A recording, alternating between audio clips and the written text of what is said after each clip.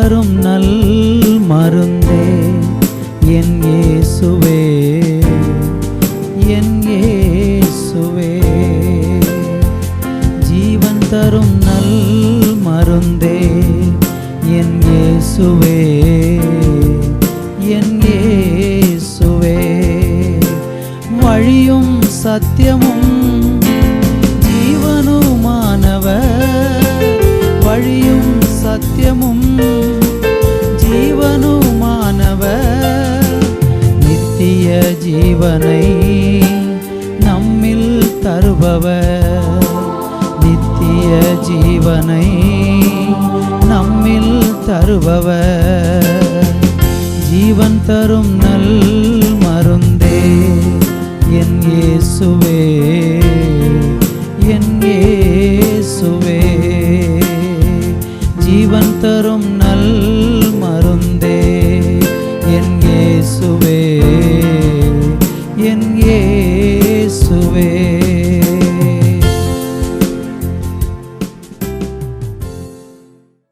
Thoothukudi revival Christian assembly ministries வழங்கும் ஜீவன் தரும் நல்வரது என்ற இந்நிகழ்ச்சிக்கு உங்களை அன்புடன் வரவேற்கிறோம். இன்றைய நிகழ்ச்சி உங்களுக்கும் உங்கள் குடும்பத்திற்கும் ஆசீர்வாதமாக இருக்கும் என்று நாங்கள் நம்புகிறோம். இப்பொழுதும் நமது ஊழியர் கே. சந்தோஷ் அவர்கள் வழங்கும் தேவ செய்தி இதோ உங்களுக்காக.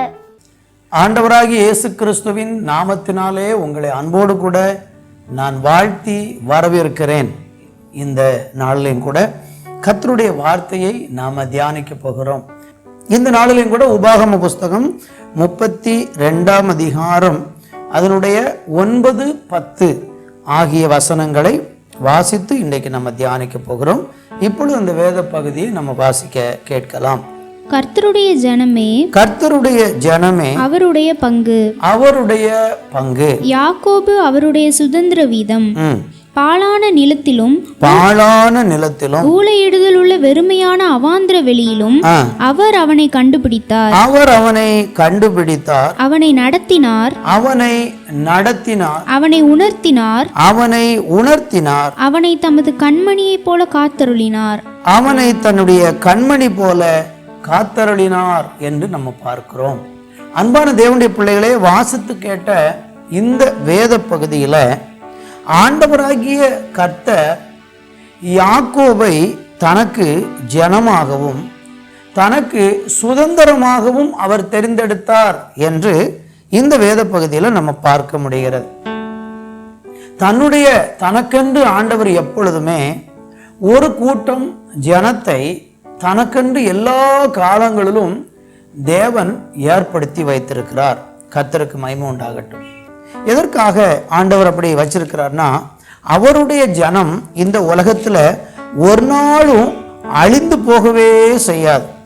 அவருடைய ஜனம் எல்லா காலத்திலும் அவருக்காக விசேஷமாக தெரிந்து கொள்ளப்பட்டு தேவனாலே பாதுகாக்கப்படுகிறதை நம்ம வேதத்தில் பார்க்க முடிகிறது.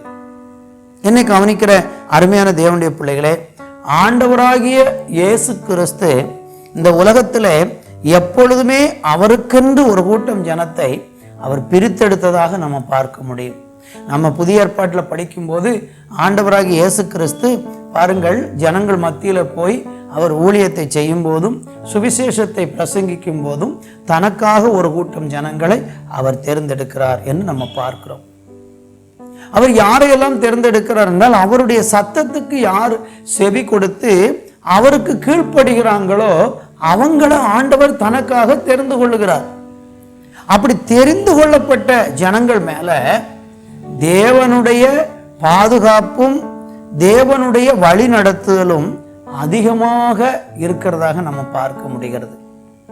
நம்ம வாசித்து கேட்ட அந்த வேத பகுதியில் பார்த்தீங்கன்னா, ஆண்டவராகிய தேவன் என்ன செய்றார் பாருங்க. யாக்கோபை தனக்கு சுதந்திரமாக தெரிந்தெடுத்த அந்த தேவன் அந்த யாக்கோபை என்ன செய்றார் பாருங்களேன். 10வது வசனம் சொல்லுகிறது, பாழான நிலத்திலும் ஊளையிடுதல் உள்ள வெறுமையான அவாந்தர வெளியிலும் அவர் அவனை கண்டுபிடித்தார், அவனை நடத்தினார் என்று சொல்லப்பட்டிருக்கிறது. இந்த வார்த்தையிலிருந்து, இந்த வசனத்திலிருந்து நான் ஒரே ஒரு காரியத்தை மாத்திரம் இன்றைக்கு எடுத்து உங்களோடு கூட தொடர்ந்து தேவனுடைய வார்த்தையை பேச ஆசைப்படுகிறேன். தேவன் என்ன செய்கிறார் பாருங்க, அவனை கண்டுபிடித்து அவனை நடத்தினார் என்று சொல்லப்பட்டிருக்கிறது. அவர் தெரிந்து கொள்ளப்பட்ட ஜனங்களை தேவன் என்ன செய்கிறார் என்றால் நடத்துகிறார் என்கிற உண்மையை நீங்க தெரிந்து கொள்ளுங்க. ஆண்டவர் அவருடைய பிள்ளைகளை நடத்துகிறார். நாம சில நேரங்களில் பார்த்தீங்கன்னா நம்முடைய சொந்த திறமை, சொந்த முயற்சி, நம்முடைய பலன், இதனாலதான் நம்ம நடந்து வருகிறோம் நினைக்கிறோம். ஆனா ஆண்டவர் அப்படி கிடையாது. ஆண்டவருக்குள்ள வந்ததுக்கு அப்புறம் கர்த்தர் தான் நம்மை எப்பொழுதுமே வழி நடத்துகிறார். நம்முடைய வாழ்க்கையினுடைய எல்லா பகுதியிலையும் ஆண்டவர் வந்து நம்மளை அழகாக அவர் நடத்துவார் என்று வேதம் சொல்லுகிறது. பாருங்க, நீங்க உங்க குடும்பத்தை நடத்தி பாருங்க, எவ்வளவு குறைகள். நீங்க ஒரு தொழிலை நடத்தி பாருங்க, எவ்வளவு குறைகள். நீங்க இந்த உலகத்தின் பல காரியங்களை நடப்பிச்சு பாருங்க, அதுல எல்லாத்துலயும் நீங்க எல்லாரையும் திருப்திப்படுத்துகிற அளவுக்கு நிறைவாக அதை நடத்த முடிகிறதா? இல்லவே இல்லை. நீங்க நடத்தக்கூடிய எந்த ஒரு காரியமானாலும் அதை யோசித்து பாருங்க, அதை உங்களால பூரணமா நடத்தவே முடியாது. அதுல குறை இருக்கும். 10 பேர் குறை சொல்லுவாங்க. சில காரியங்கள் குறைபட்டு போயிடும். நம்ம எதிர்பார்க்கிற மாதிரி காரியங்கள் நடக்காது. கானா ஒரு திருமணத்துல ஆண்டவராய் இயேசு கிறிஸ்து அழைக்கப்பட்டிருந்தார். அந்த திருமணத்தை நல்லா நடத்தணும்னு சொல்லி அந்த வீட்டுக்காரங்க பிரயாசப்பட்டு எல்லாரையும் அழைத்திருந்தாங்க. திருமணம் நல்லபடி நடந்து கொண்டே இருந்தது. திடீரென்று அங்க குறைபட ஆரம்பித்து விட்டது. பாருங்க, நல்லா நடத்தணும்னு நினைச்ச திருமணத்தை நல்லா நடத்த முடியல. இது மாதிரி ஒவ்வொரு விஷயங்களையும் நாம நம்முடைய சுயத்தினால சில விஷயங்களை நடத்தணும் அப்படின்னு நினைக்கும் போது அதை நம்மளால சரியா நடத்தி 100% வெற்றி அடையவே முடியாது. ஒருவேளை உலக பிரகாரமான மக்களுக்கு அப்படிப்பட்ட காரியங்கள் கைகூடுகிறது போல தெரியும். காரணம் என்னன்னா, அவங்க நீதியின்படியாகவோ நேர்மையின்படியாகவோ ஒரு காரியத்தை செய்ய மாட்டாங்க. அவங்க துன்மார்க்கமாக பொய் சொல்லி ஏமாற்றி குறுக்கு வழியில போய் வீட்டை கட்டி குறுக்கு வழியில போய் சம்பாதிச்சு குறுக்கு வழியில போய் காரியங்களை சாதிச்சு இப்படி செய்யறதுனால அவங்க காரியங்களெல்லாம் நல்லபடி வாய்க்கிறது போல நமக்கு தெரியும். ஆரம்பத்துல எல்லாம் வாய்த்தது போல தெரிஞ்சாலும் கொஞ்ச காலம் கழித்து எல்லாமே ஸ்தம்பித்து விடும். ஒருவேளை ஸ்தம்பிக்காமல் தொடர்ந்து நடந்து கொண்டிருந்தாலும் அவர்கள் குறுக்கு வழியாய் சென்று நடத்தின காரியங்களில் எல்லாவற்றினுடைய பின் விளைவுகள் அவங்க வாழ்க்கையில சாபமாக வந்து அவங்கள பாதிக்கும். இதுதான் வேதம் சொல்லக்கூடிய சத்தியமாக இருக்கிறது. ஆனா நம்ம ஆண்டவருடைய கரத்துல, ஆண்டவருடைய சுதந்திரமாக, ஆண்டவருடைய சொந்தமாக நாம வந்து விட்டால் ஆண்டவர் நம்மளை அழகா நடத்துவார். அந்த அதிகாரத்துல 32ஆம் அதிகாரத்துல 12வது வசனத்தை நம்ம படிக்கும் போது அங்கு வேதம் சொல்லுகிறது, கர்த்தர் ஒருவரே அவனை வழி நடத்தினார், அந்நிய தேவன் அவரோடு இருந்ததில்லை. பாருங்க, கர்த்தர் ஒருவரே என்ன செஞ்சிருக்கிறாரு? அவனை வழி நடத்தினார். உங்களை ஆண்டவர், நம்மளை ஆண்டவர் அவர் ஒருவரே நடத்த முடியும். 1000 பேரெல்லாம் நமக்கு தேவையில்லை. அவர் ஒருத்தர் மாத்திரம் நம்ம கூட இருந்தா போதும். அவர் ஒருவரே அவனை வழி நடத்தினார். ஆண்டவர் ஒருவர் போதும் உங்க வாழ்க்கையை நடத்துறதுக்கு, உங்க எதிர்காலத்தை பிரகாசிக்க பண்ணுகிறதற்கு, நீங்க கர்த்தருக்குள் சந்தோஷமாய் வாழ்வதற்கு உங்களை வழி நடத்த கர்த்தர் ஒருவர் போதும். கர்த்தர் ஒருவர் போதும். அப்ப நம்ம செய்ய வேண்டியது என்ன அப்படின்னா, ஆண்டவருடைய கரத்துல நம்மளை விட்டு கொடுக்கணும். தேவனே, நீங்க என்ன நடத்துங்க, நீங்க என்ன வழி நடத்துங்க, நான் என் வழிகளை உமக்கு ஒப்பு கொடுக்கிறேன்னு சொல்லி நம்ம ஒப்பு கொடுத்தால் தேவன் நம்மை நடத்துவார். சங்கீதம் 5ஆம் சங்கீதத்துல 8வது வசனத்தை நீங்கள் வாசித்து பாருங்க. அந்த சங்கீதக்காரன் 5ஆம் சங்கீதத்துல 8வது வசனத்துல அவர் என்ன சொல்றாருன்னா, உமது நீதியிலே என்னை நடத்தும் அப்படின்னு சொல்லி தேவ சமூகத்துல ஜெபம் பண்றார். அப்ப நம்ம ஆண்டவருக்குள்ள வந்துட்டோம், நம்ம ஆண்டவருடைய பிள்ளை ஆயிட்டோம், ஆண்டவருடைய சுதந்திரமாக மாறிவிட்டோம். கர்த்தர் நம்மளை அவருடைய ஜனமாக மாற்றிவிட்டார் என்றால் அதுக்கப்புறம் நம்மளை நடத்துறது நம்மளால, நம்முடைய ஆண்டவர் நம்மை நடத்தணும். அப்படி நடத்தணும்னா நம்ம செய்ய வேண்டியது என்ன? என்னை உமது நீதியிலே நடத்தும் என்று சொல்லி தேவனுடைய சமூகத்துல நம்ம ஜெபிக்கும் போது ஆண்டவர் நம்மளை நடத்துவார். கர்த்தருக்கு மகிமை உண்டாவதாக. அப்படி ஆண்டவருடைய நடத்துதல் நமக்கு கிடைக்கணும்னா நாம செய்ய வேண்டியது ஒன்று, நம்மளை ஒப்பு கொடுத்து தேவனே என்னை நடத்தும் என்று நம்ம ஜெபிக்கணும். ரெண்டாவது, சங்கீதம் 25ஆம் சங்கீதத்துல நீங்க 5வது வசனத்தை வாசித்து பாருங்க. அந்த வசனத்தை இப்பொழுது நம்ம வாசிக்க கேட்கலாம். சங்கீதம் 25 அதனுடைய 5வது வசனம். உம்முடைய சத்தியத்திலே என்னை நடத்தி, உம்முடைய சத்தியத்திலே என்னை நடத்தி, என்னை போதித்தருளும், என்னை போதித்தருளும். நீரே என் ரட்சிப்பின் தேவன், நீரே என் ரட்சிப்பின் தேவன். உம்மை நோக்கி நாள் முழுதும் காத்திருக்கிறேன். பாருங்கள், சங்கீதக்காரன் ஒரு காரியத்தை சொல்றார். என்ன சொல்றாரு? உமது சத்தியத்தில் என்னை நடத்தி என்னை போதித்தரணும். பாத்தீங்களா? அப்போ பக்தர்கள் எல்லாரும் என்ன செஞ்சிருக்காங்க? பரிசுத்தவான்கள் எல்லாரும் என்ன செஞ்சிருக்காங்கன்னா, எங்களை நடத்தும் ஆண்டவரே, எங்களை வழி நடத்தும் ஆண்டவரேன்னு சொல்லி தேவனுடைய வழிநடத்தலுக்காக அவங்க காத்திருக்கிறாங்க, ஒப்பு கொடுத்து காத்திருக்கிறாங்க. உம்முடைய சத்தியத்தில் என்னை நடத்தும். அப்போ தேவனிடத்தில் நம்ம கேட்க வேண்டியது என்ன? ஆண்டவரே, உம்முடைய சத்தியத்தில் எங்களை நடத்துங்க என்று சொல்லி நம்ம ஜெபிக்கணும். அப்படி ஜெபம் பண்ணதோடு கூட மாத்திரம் நம்ம நின்று விடாம, முதலாவது நம்ம படிச்சோம், உமது நீதியில் என்னை நடத்தும் என்று ஜெபிக்கணும். இரண்டாவது, உம்முடைய சத்தியத்தில் என்னை நடத்தும் என்று ஜெபிக்கணும். அப்ப இப்படிதான் ஆண்டவருடைய வழி நடத்தல் எல்லாமே அவருடைய நீதியில தான் நம்மளை நடத்துவார். ரெண்டாவது, அவருடைய சத்தியத்துல தான் நம்மளை நடத்துவார். சும்மா இஷ்டத்துக்கு நாம விரும்புகிற வழியிலலாம் நம்மளை நடத்த மாட்டாரு. அவர் விரும்புகிற வழியில, அவர் ஆசைப்படுகிற வழியில, அவருடைய சத்தியத்துல, அவருடைய நீதியில அவர் நம்மை நடத்துவார் என்றுதான் வேதம் நமக்கு போதிக்கிறது. என்னை கவனிக்கிற அன்பான தேவனுடைய பிள்ளைகளே, உங்களையும் என்னையும் ஆண்டவர் சத்தியத்திலையும் நீதியிலையும் நடத்த விரும்புகிறார். நம்ம ஒப்பு கொடுத்து அப்படி செவிக்கணும். அடுத்து அந்த சங்கீதத்தில் 25 சங்கீதத்தில் 5வது வசனத்தின் 2வது பகுதி சொல்கிறது, உம்மை நோக்கி நாள் முழுவதும் காத்திருக்கிறேன் அப்படின்னு சொல்றாரு.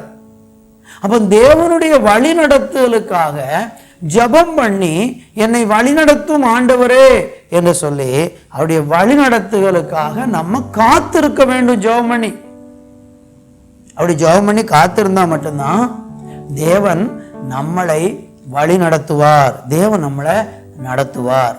அப்போ தேவனுடைய நடத்துதலை நாம பெற்றுக்கொள்வதற்கு அவருடைய நீதியின்படியும் அவர் நம்மளை நாள் முழுவதும் நடத்தும்படியாகவும் அவருடைய சத்தியத்தில் நம்மளை நடத்துவதற்காக நம்ம காத்திருக்க வேண்டியது அவசியமாக இருக்கிறது. அருமையான தேவனுடைய பிள்ளைகளே, இந்த நாளில் நாம் அப்படித்தான் தேவனிடத்தில் ஒவ்வொரு நாளும் கேட்கணும். 27ஆம் சங்கீதத்தில் நம்ம வாசிக்கும் போது 11வது வசனம் இப்படியாக நமக்கு சொல்லுகிறது. அதை இப்பொழுது நம்ம வாசிக்க கேட்கலாம். கர்த்தாவே, உமது வழியை எனக்கு போதித்து, கர்த்தாவே, உம்முடைய வழியை எனக்கு போதித்து, என் எதிராளிகளின் நிமித்தம் செவ்வையான பாதையிலே என்னை நடத்தும். வழி நடத்தலுக்காக தேவ மனிதர்கள் எல்லாரும் என்ன செஞ்சிருக்காங்கன்னா, தேவனை நோக்கி ஜெபம் பண்ணி இருக்கிறாங்க. அப்ப நம்ம ஆண்டவரிடத்துல என்ன ஜெபம் பண்ணணும்? எனக்கு போதிச்சு செம்மையான பாதையில் என்னை வழி நடத்தும்னு கேட்கணும். அப்படிதான் ஆண்டவர் நடத்துவார். தவறான பாதையில ஒரு நாளும் தேவன் நம்மளை நடத்தவே மாட்டார். நீங்க பலரையும் மனிதர்கள் வழி நடத்தும் போது தவறான வழியில நடத்திடுவாங்க. படிக்க போகிற இடத்துல பிள்ளைகளை தவறான வழியில நடத்திடுவாங்க. வேலை செய்கிற ஸ்தலத்துல தவறான வழியில நடத்திடுறாங்க. இப்படி நிறைய பேருடைய வாழ்க்கை வீணாயிருக்கிறது. ஆனால் நம்முடைய தேவன் நம்மளை எப்படி நடத்துறார் பார்த்தீங்களா? செவ்வையான பாதையில நடத்தும் என்று கேட்கணும். நம்ம என்னை செவ்வையான பாதையில நடத்துங்கப்பா என்று நீங்களும் நானும் ஜெபிச்சா ஆண்டவர் நம்மளை அப்படி செவ்வையான பாதையில ஒவ்வொரு நாளும் நடத்துவார். 143 சங்கீதம் 10வது வசனம், உமக்கு பிரியமானதை செய்ய எனக்கு போதித்தருளும், நீரே என் தேவன், உம்முடைய நல்ல ஆவி என்னை செம்மையான வழியில் நடத்துவாராக. எவ்வளவு அருமையான ஒரு ஜெபம்! உமக்கு பிரியமானது செய்வதற்கு எனக்கு போதிங்க. மாத்திரமல்ல, நீரே என் தேவன், உம்முடைய நல்ல ஆவி என்னை செம்மையான வழியில நடத்துவாராக. பார்த்தீங்களா? அப்ப அங்க என்ன சொல்லப்பட்டிருக்கிறதுனா, தேவனுடைய ஆவியினாலே நாம நடத்தப்பட வேணும்னு ஜெபம் பண்ணணும். அங்கே ஒரே ஒரு வசனத்தை கூட நான் உங்களுக்கு ஞாபகப்படுத்த விரும்புகிறேன். ரோமர்கள் நிருபம் 8ஆம் அதிகாரம் அதனுடைய 14வது வசனம் இப்படியாக சொல்லுகிறது, மேலும் எவர்கள் தேவனுடைய ஆவியினாலே நடத்தப்படுகிறார்களோ அவர்கள் தேவனுடைய புத்திரராய் இருக்கிறார்கள். அப்ப ஆண்டவர் நம்மளை ஆவியினாலே நடத்த விரும்புகிறார். பரிசுத்த ஆவியானவர் நம்மளை நடத்த விரும்புகிறார். ரொம்ப முக்கியமான ஒரு காரியம். சும்மா நம்ம ஆண்டவர் நம்மளை நடத்த மாட்டாரு. பரிசுத்த ஆவியானவர் அழகா நம்மளை கைட் பண்ணி நடத்துவார். நீங்க ஆண்டவருடைய பிள்ளைகளா இருக்கும்போது நம்மளை ஆவியினால தான் ஆண்டவர் நடத்துவார். மாம்சத்தின்படியான எண்ணங்களுக்கு அங்க இடம் இல்லை.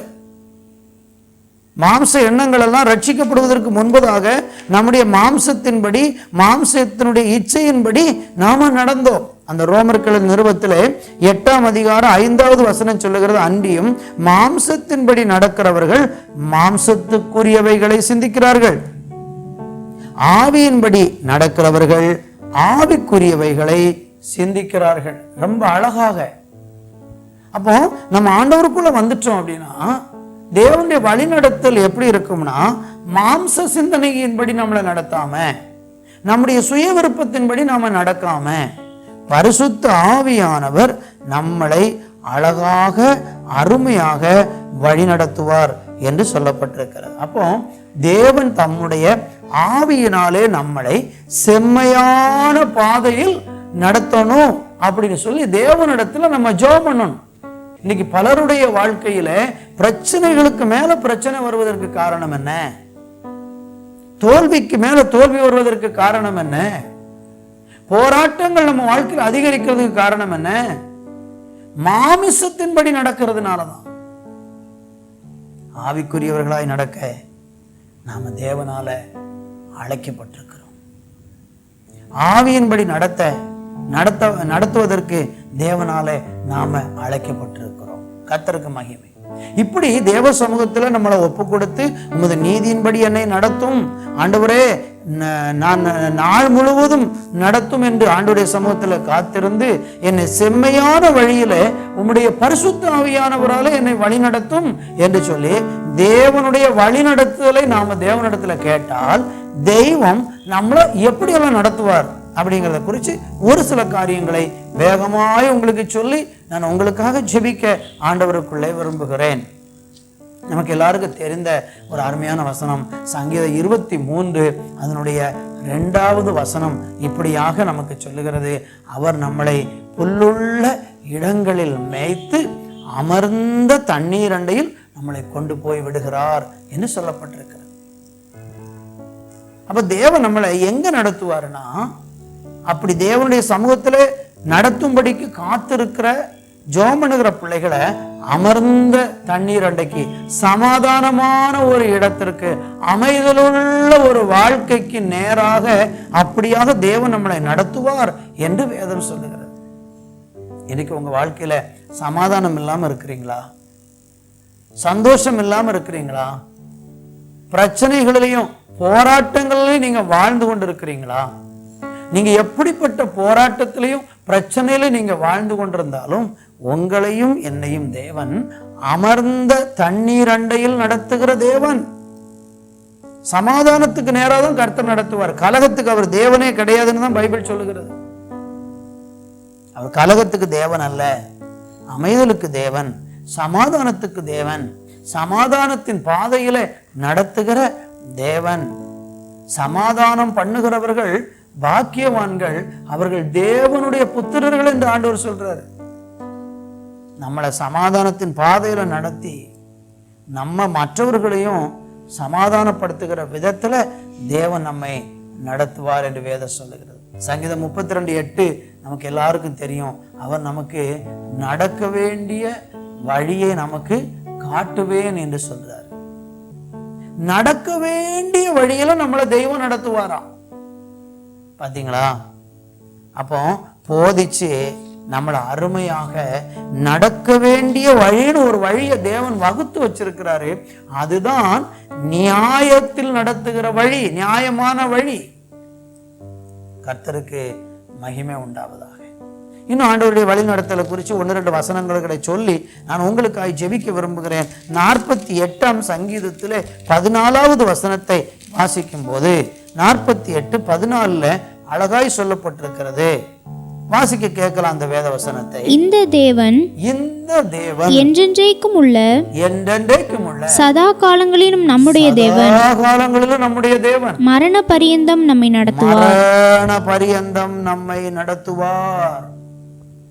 எனக்கு அருமையான தேவனுடைய பிள்ளைகளே, தேவனுடைய வழிநடத்தல் எப்படி இருக்குமா? தேவனுடைய வழிநடத்தல் எவ்வளவு நாள் இருக்குமா? அவர் நம்மளை எவ்வளவு தூரம் வழி நடத்துவாரு? போதிச்சு நடத்துறாரு, ஆலோசனை சொல்லி நடத்துறாரு, நியாயத்துல நடத்துறாரு, சமாதானமான ஒரு இடத்துல நம்மளை நடத்துறாரு.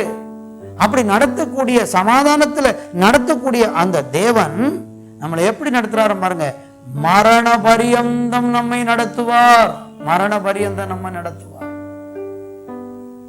இந்த வார்த்தையை கவனிக்கிற உங்க வாழ்க்கையில நீங்க யோசிச்சு பாருங்க. தேவன் உங்களை பாதியில விட்டுட்டு போயிருவாரா? இடவழியில விட்டுட்டு போயிருவாரா? இல்லை, மரண பரியந்தமும் வழி நடத்த அவர் வல்லவரா இருக்கிறார். மரண பரியந்தம் வழி நடத்துவார். அநேகருடைய வாழ்க்கையில நம்மளை மரணம் வரையிலும் நம்ம கூட அநேகர் வருவதில்லை. இன்னும் ஒருவேளை மரணம் வரையிலும் சிலர் வரலாம், ஆனா மரணத்துக்கு பிறகு நம்ம கூட யாருமே இல்லை. இந்த தேவன் என்றென்றைக்கும் உள்ள சதா காலங்களில் நம்முடைய தேவன் மரண பரியந்தம் நடத்துவார். நீங்க அவரை நம்பினா போதும், உங்களை மரண பரியந்தம் குறைவில்லாம நடத்துவார். ஏசாயாவுல படிக்கும் போது நரை வயது வரைக்கும் நம்மளை சுமப்பாராம். நம்முடைய இறுதி காலம் வரைக்கும், இந்த உலகத்துல நாம உலகத்தை விட்டு போகிற வரைக்கும் நம்ம வாழ்க்கையில அருமையாக தேவன் கூட இருந்து கடைசி காலம் வரைக்கும் நடத்துவார். நிறைய பேருக்கு வயதாக கவலை வந்துடும். ஐயோ, நான் மரிச்சு போயிடுவேனோ, நான் வயசாயிட்டுனா என்ன பண்ணுவேன், எனக்கு பலவீனம் வந்தா என்னை யாரு பார்ப்பார்கள், என்னை யாரு விசாரிப்பார்கள் என்று சொல்லி பல நேரங்களில் நம்முடைய எதிர்காலத்தை குறித்து அல்லது நம்முடைய வயது முதிர்ந்து பலவீனமான காலங்கள் வரும்போது நம்ம எப்படி நடத்தப்பட போறோம் அப்படி சொல்லி கலங்குறாங்க. ஆனால் ஒரு மனுஷனை தேவன் நடத்த ஆரம்பிச்சாருன்னா மரண பரியந்தமும் அவர் நம்மை நடத்துவார். சதா காலங்களிலும் நம்முடைய தேவன் அவர் மரண பரியந்தம் நடத்துவார். அரசாங்கத்துல வேலை பார்க்கிறவங்க, ஒரு தொழிற்சாலையில வேலை பார்க்கிறவங்க, ஏதோ ஒரு வேலைக்கு நீங்க போறதா இருந்தா ஒரு குறிப்பிட்ட வயது வரும்போது உங்களை வேலையிலிருந்து ஓய்வு கொடுத்து அனுப்பிடுவாங்க. ஓய்வு கொடுத்து அனுப்பும் போது அது ஒரு பெரிய கௌரவமா நம்ம நினைக்கிறோம். ஆனா என்ன அர்த்தம் தெரியுமா? இதுக்கு மேல உன்னை எங்களுக்கு தேவையில்லை, உன்னை வச்சு எங்களுக்கு எந்த லாபம் இல்லை, உனக்கு நீ வேலை செய்ய பலன் இல்லை, அதனால நீ போய்விடலாம் என்று நம்மளை புறம்பே தழுவது அந்த ஓய்வு கொடுத்து அனுப்புறது. என் அன்பு தேவனுடைய பிள்ளைகளே, மரண பரியந்தமும் நம்மளை நடத்த நம்முடைய ஆண்டவர் வல்லவராக இருக்கிறார். தேவனுக்கு மகிமை. சங்கீதம் 73ஆம் சங்கீதத்துல 23, 24 ஆகிய 2 வசனங்களை நீங்க படிச்சு பார்த்தீங்கன்னா வேதம் சொல்லுகிறது. அங்கே ஆண்டவர் சொல்றார் 23ஆம் வசனத்துல, ஆனாலும் நான் எப்பொழுதும் உம்மோடு இருக்கிறேன், என் வலது கையை பிடித்து தாங்குகிறீர். அடுத்த வசனம், உம்முடைய ஆலோசனையின்படி என்னை நடத்தி முடிவிலே என்னை மகிமையில ஏற்றுக்கொள்வீர். முடிவுல கர்த்தர் நம்மளை நடத்தி மரண பரியந்தம் நடத்தி முடிவுல நம்மளை மகிமையில சேர்த்துக்கிடுவார். இந்த மாதிரி ஒரு வழி நடத்தல் யாருக்குமே கிடையாது.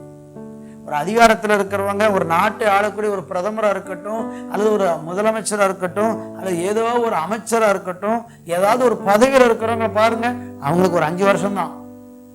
5 வருஷம் முடிய போகும்போது அவங்களுக்கு பயம், பதட்டம் வந்துடும். ஐயோ, நம்முடைய ஆட்சி போயிருமோ, நம்முடைய பதவி போயிருமோ, நான் இருந்த ஸ்தானத்துக்கு இன்னொருத்தவங்க வந்துருவாங்களோ, என் அதிகாரத்தெல்லாம் இழந்துட்டோம்னா என்னை யாரும் மதிக்க மாட்டாங்களோ, பயந்து கொண்டு இருப்பாங்க. ஆனா தேவனுடைய பிள்ளைகளாகிய உங்களையும் என்னையும் ஆண்டவர் சொல்றாரு, முடிவில் நம்மளை மகிமையில ஏற்றுக்கிடுவாரு. முடிவு பரியந்தம் நம்மளை நடத்துவார். நம்மளை உயர்த்தின இடத்துல இருந்து நம்மளை கீழே இறக்காம உன்னதத்தில் வைத்து உயர்த்தி தேவன் கடைசி பரியந்தமும் நம்மை நடத்த அவர் வல்லவராக இருக்கிறார். அந்த தேவன் சொல்றாரு, மத்தேயு சுவிசேஷம் 28ஆம் அதிகாரம் 20 வசனத்துல வாசிக்க நமக்கு தெரியும், இதோ உலகத்தின் சகல நாட்களும் நான் உங்களுடனே கூட இருக்கிறேன், உலகத்தின் முடிவு பரியந்தமும் சகல நாட்களும் உங்களோட கூட இருக்கிறேன். அப்ப உலகம் முடிகிற வரைக்கும் நம்ம கூட இருப்பேன்னு சொல்லி வாக்கு பண்ணியிருக்கிறாரு. ஏன் நம்ம கூட இருக்கிறாரு? உலகத்தின் முடிவு பரியந்தம் சதா காலங்களிலும் ஏன் நம்ம கூட இருக்கிறாரு? வழி நடத்துறதுக்காக, நம்மளை கரம் பிடிச்சு அருமையாக வழி நடத்துவதற்காக தேவன் நம்மோடு கூட இருக்கிறார். கர்த்தருக்கு மகிமை. கடைசியாக அந்த தேவன் நம்மளை நடத்துகிற ஒரே ஒரு காரியத்தை மாத்திரம் சொல்லி நான் உங்களுக்கு ஜெபிக்க விரும்புகிறேன். யோவான் சுவிசேஷம் 16ஆம் அதிகாரம் 13வது வசனத்திலே வாசிக்கும் போது சகல சத்தியத்திலும் நடத்துவார் என்று சொல்லப்பட்டிருக்கிற அந்த வசனத்தை இப்பொழுது நம்ம வாசிக்க கேட்கலாம். சத்திய ஆவியாகிய அவர் வரும்போது சகல சத்தியத்திற்குள்ளும் உங்களை நடத்துவார். அழகாய் நடத்துவார்.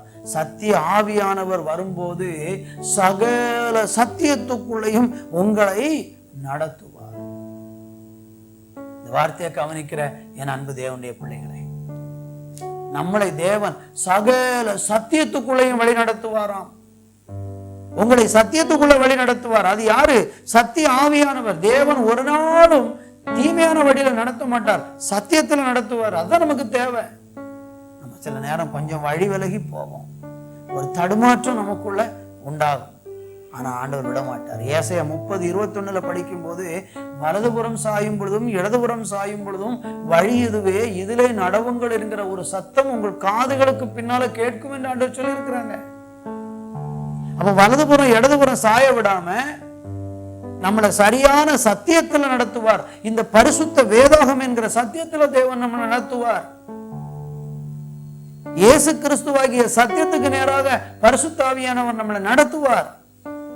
அப்படிப்பட்ட ஒரு வழி நடத்தலை நமக்கு தந்து நம்மளை உயர்த்துகிறவர் நம்முடைய ஆண்டவர். வார்த்தையை கவனிக்கிற உங்க வாழ்க்கையில உங்களை தேவன் வழி நடத்துவதற்கு இன்னைக்கு உங்களை ஒப்பு கொடுப்பீங்களா? ஒருவேளை இவ்வளவு நாள் யாரெல்லாமோ உங்களை நடத்தி இருக்கலாம்.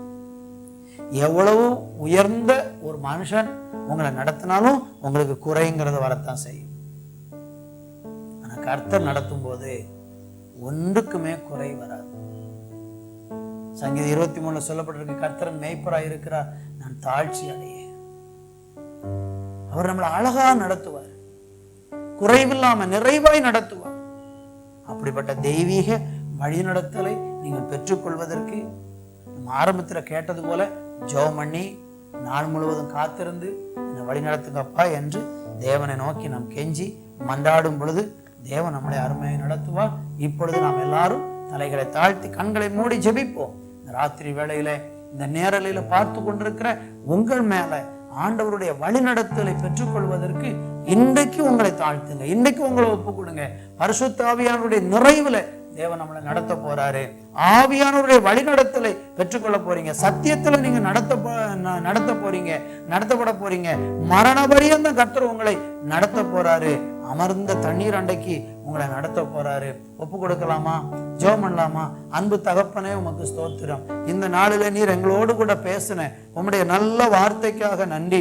சகல சத்தியத்திற்குள்ளாகவும் நீர் எங்களை வழி நடத்துகிற உம்முடைய மகா பெரிய கிருபைகளை நினைத்து ஆண்டவரே நாங்களுமே ஸ்தோத்தரிக்கிறோம். அப்பா, ஒவ்வொரு பிள்ளைகளையும் நீர் அப்படியே நடத்தி மேன்மைப்படுத்தி கனப்படுத்தி ஆசீர்வதிக்க போகிற நல்ல கிருபைக்காக உமக்கு நாங்கள் நன்றி செலுத்தி தேவனை மகிமைப்படுத்துகிறோம். தொடர்ந்து பெரிய காரியங்களை செய்யும் ஆண்டவராகிய இயேசு கிறிஸ்துவின் நாமத்தில் ஜெபிக்கிறோம் எங்கள் ஜீவனுள்ள நல்ல பிதாவே, ஆமென். அன்பானவர்களே, கர்த்தருடைய வேதம் குறைவற்றதும் ஆத்துமாவை உயிர்ப்பிக்கிறதுமாய் இருக்கிறது என்று நாம் வேதத்தில் வாசிக்கிறோம். இன்றைக்கு நீங்கள் பார்த்த சத்தியமும் உங்கள் ஆவி ஆத்துமா சரீரத்தை நிச்சயமாக உயிர்ப்பிக்கும் என்பதில் எவ்வளவேனும் சந்தேகம் இல்லை. மீண்டும் அடுத்த வார நிகழ்ச்சிக்காக ஜெபத்துடனும் எதிர்பார்ப்புடனும் காத்திருப்போம். கர்த்தர் உங்களை ஆசீர்வதிப்பாராக. ஆமென். Our address: Revival Christian Assembly Ministries, 17/3, Brainagar 2nd Street East, Chuchuguri. Contact 944 277 8986.